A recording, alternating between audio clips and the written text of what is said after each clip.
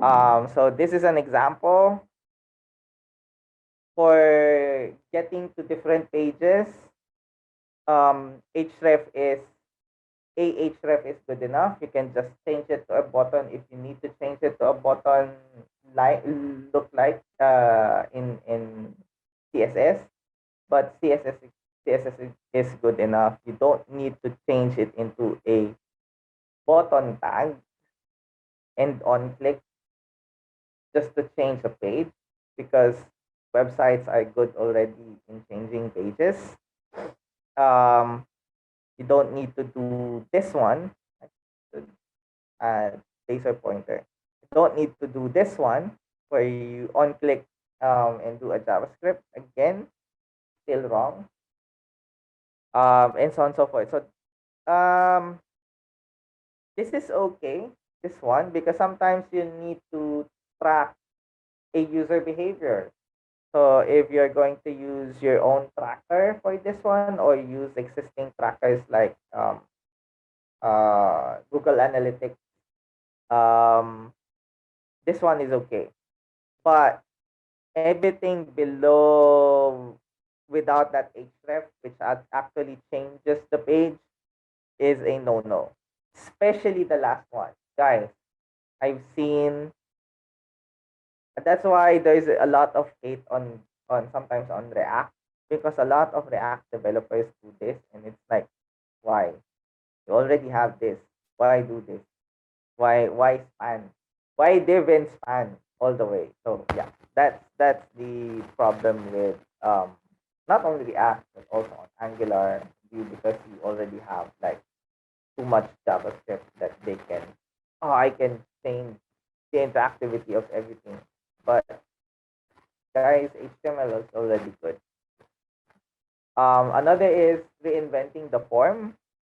There's a reason why there is a label in input, because it also helps other users, especially those who are blind, um, to be able to still go through your form and interact with it. The thing is, you don't need to also add like checkers, because the form has a way of checking. Just let's say for type email, as long as it's an email, you don't need to add regular expressions to check if the email is if the input that you have typed is an email. As long as your HTML checks, okay, it's an email, then it's an email. And the thing is, you just add your event listener not on the button but on the form itself. And because of that, you can get the value from the form directly from the event. And in essence, you don't need to have fancy things set up. But yeah, form is already good. You don't need divs for this one. Another is the details. I don't know if you guys know this, but details is, as you can see, click here. If I click on that one, it will show and hide stuff. Now the thing is, basically HTML, it will just um cut. There's no animation going on. Like it will drop down if if it shows up, or it will go back up. Thing is, it will just pop and hide. But with CSS, you can do the animation from here. And that's the really cool thing. You don't need JavaScript to like check if it has shown already and then execute, or if it's clicked, it will show gradually via animation. You don't need JavaScript for this one, just plain HTML details and summary and CSS for it to make sure it looks good. The other thing for lazy loading images, this is an old um can I use checker for this one? But I think it is already being um, um, avoided by everything. You can also lazy load images that means if it's not showing up yet, meaning your image is at the bottom of your page, you can lazy load it so that your browser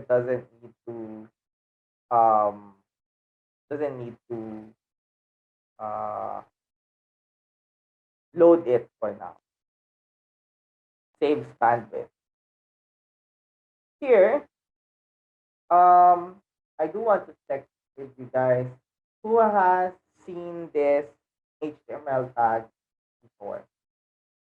Can I see? Is there a way to know if so and raise your hand if you have seen this?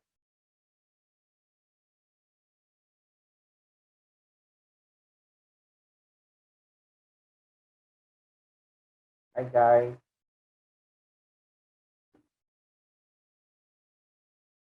I just want to know.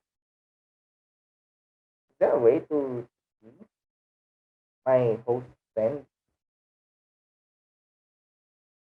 if someone is raising or just a bit of audience participation? Can you Did you ever use or have you ever seen or used the picture tag before? Or even just comment it on the chat.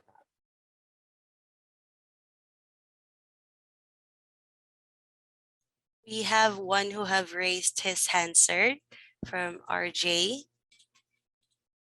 Yeah, si RJ lang yung naka-experience nito. Meron bang ibang developers dyan? Meron po ba? Kasi kung hindi, ang tagal-tagal ko na tong na experience and hindi ko pa rin siya nakikita masyado sa iba't ibang web. Nag-low-key lang ata. The thing is, the picture tag allows us to load pictures depending on the size of your screen. So you don't need to even add CSS to load particular pictures. Like, diba merong usually na kapag may media query tayo sa CSS na kapag ganito yung size ng browser mo or screen mo, ito yung ilo-load niyang picture. You can do that. But in HTML, you can also do it and define kung ano yung in tag. This is the base tag. Let's say for how do I say this? Yeah, in essence, this is your smallest picture. If your browser doesn't support picture tag, it will just default to the image tag, which is most likely IE11 or IE10 below. But every browser supports this in the way that if your media is within tablet size, it will load the landing medium JPEG. And if it's like the large JPEG, it will load the if it's larger than your tablet size browser, then it will load the large JPEG. So the thing is, you are able to load a particular image depending on the screen size, which saves a lot of space for the bandwidth for the user. So making making it load faster, they can see the pictures immediately. And yeah, so that is about responsive to any screen size as well. As Luke Robels to Robolski of Mobile First says, mobile devices require software development teams to focus on only the most important data and actions in an application. So there simply isn't room in a 320 by 480 pixel size. So for extraneous unnecessary elements, you need to remove them and then you have to prioritize. So the thing is, you need to prioritize. You need to start on mobile first design before going to the desktop side, because you'll know what is needed only. Um, yeah. There's another way of mm, for the meta tag for the viewport. So this is the full viewport. You can check it out on Medium blog about this on using HTML. Okay, so you need to also provide a custom offline page, because users expect installed apps to work regardless of their connection status. So this is where service worker comes in, a part of the TWA suite.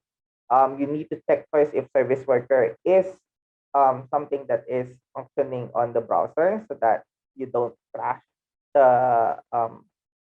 don't crash your user's browser, and then register a service worker. Now, for this one, this is a bit wieldy. So for the interest of time, if it installs, it does it sets up a cache, the browser cache, and loads the HTML and all of the files there here. And let's say for that one, that's the offline URL. Um, Once it has activated, it will preload everything that needs to be preloaded. And lastly is, once it navigates, um, if the fetching of the information is not uh, meaning there's a disconnection because there's no internet, it will um, load the offline page. So in essence, you can still show an offline page, making sure that your users doesn't go to the dinosaur um, part of the browser if you're using Chrome. Now, optimal PWA essentials, you need to provide the offline experience. That means aside of just showing offline page, sometimes you can show the whole web app itself, like it's still working on online. You just need to use the in browser NoSQL storage system, which is IndexedDB, or even use background sync to make sure that once there's a sliver of network connection, um, data can be sent and users can be notified on new data. So that means be helpful whenever offline, you can do an offline boarding pass or ticket, showing your ticket even if it's offline, or you can save items on your own basket one, and then once you're online, it automatically buys itself or something like that, or even a call center or store locator. Now, fully accessible. That's why I want you guys to use HTML, because HTML is already accessible for your users, and adding accessibility from just using divs and span makes your code bigger and bloated. Um, so that's why, yeah, this is everything down below is add, because this is accessible already for your users, and again for the form. Now, also need to be discovered through search. So by making sure that your URL is unique, this has descriptive title and meta description, and using structured data via scheme on your PWA. So that means you can add a script application LD JSON to describe what the page is in data form, so that it becomes easier for the search engine bot to crawl or understand your data. Now, it should work with any input type as well. So that means your PWA should be usable with using mouse, keyboard, a stylus, or touch. And for supporting both touch and keyboard, you need to ensure that you use the correct semantic elements. That's why, again, do not reinvent HTML, because it's already there. Um, the last is no, not the last. Second to the last is provide context for your permission request.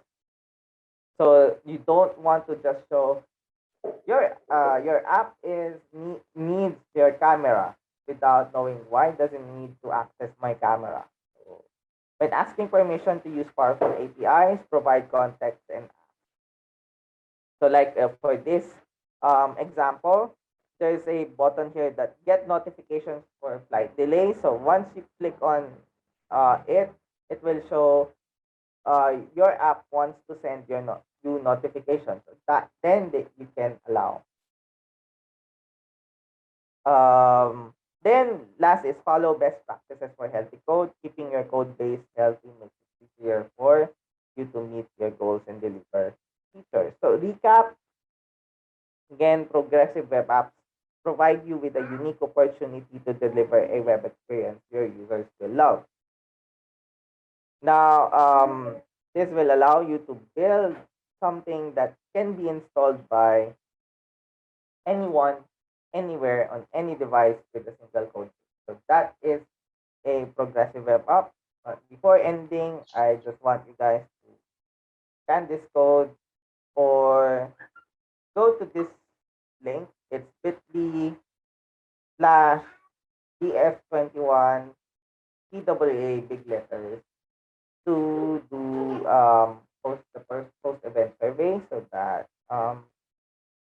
you can help us improve this event. You can help the host improve this event as well as you can help me improve my stuff. So there. I hope you guys have learned something and I'm open